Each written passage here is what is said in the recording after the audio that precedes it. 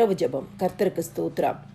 1 ராஜாக்கள் 19வது அதிகாரம் 12வது வசனம். அக்னிக்கு பின் அமர்ந்த மெல்லிய சத்தம் உண்டாயிற்று.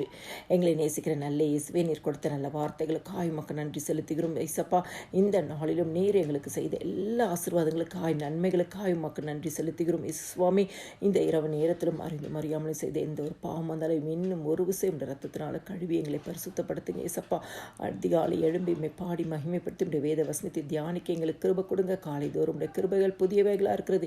ஜெபிக்கிற ஒவ்வொரு குடும்பங்களும் கிருபையினாலும் நன்மையினாலும் நீங்கள் ஆசீர்வதிங்க. இயேசு சுவாமி, 1 ராஜாக்கள் 19வது அதிகாரில் எலியா என்ற ஒரு மனிதர் தேவ சமூகத்தில் போய், ஆண்டவரே, என் ஆத்துமாவை எடுத்துக்கொள்ளும் என்று சொல்லும் அளவுக்கு மனம் சோர்ந்து போன ஒரு சூழ்நிலையை நம்ம பார்க்கிறோம். அப்பொழுது எலியாவுக்கு தேவன் சொல்கிறார், நீ வெளியே வந்து கர்த்தருக்கு முன்பாக பர்வதத்தில் நில் என்றார். ஆண்டவர் ஒரு வார்த்தையை கொடுக்கிறார். சோர்ந்து போன எலியாவுக்கிட்ட கர்த்தர் பேசுகிறார். அப்பொழுது இதோ கர்த்தர் கடந்து போனார்.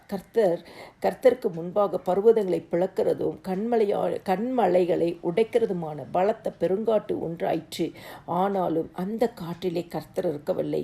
காற்றின் பின் பூமி அதிர்ச்சி உண்டாயிற்று. பூமி அதிர்ச்சியிலும் கர்த்தர் இருக்கவில்லை.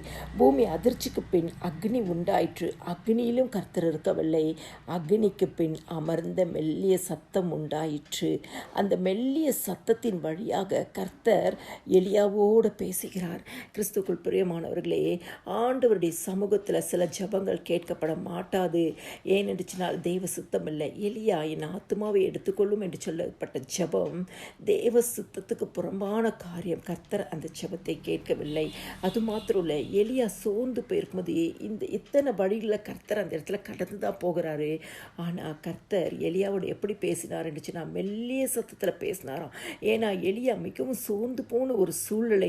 அந்த மெல்லிய சத்தம் எலியாவுக்கு ஆறுதலை கொடுக்கிற சத்தமாக இருந்ததாம், தைரியப்படுத்துகிற சத்தமாக இருந்ததாம், சோர்வை மாற்றுகிற சத்தமாக இருந்ததாம், தெய்வ சுத்தத்தை வெளிப்படுத்துகிற சத்தமாக இருந்ததாம், தெய்வ சுத்தத்தை நிறைவேற்றுகிற சத்தமாக இருந்ததாம்.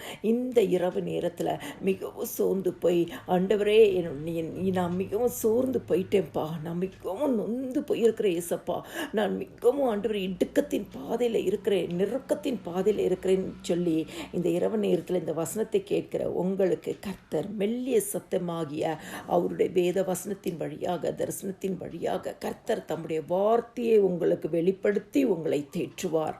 இந்த இரவு நேரத்தில் கர்த்தர் உங்களுக்கு சமாதானத்தை தருவார். எல்லா துதியும் கனமும் மகிமையும் ஸ்தோத்திரமும் என் ஆண்டவராக இயேசு கிறிஸ்து ஒருவருக்கே செலுத்துகிறேன். ஆமென்.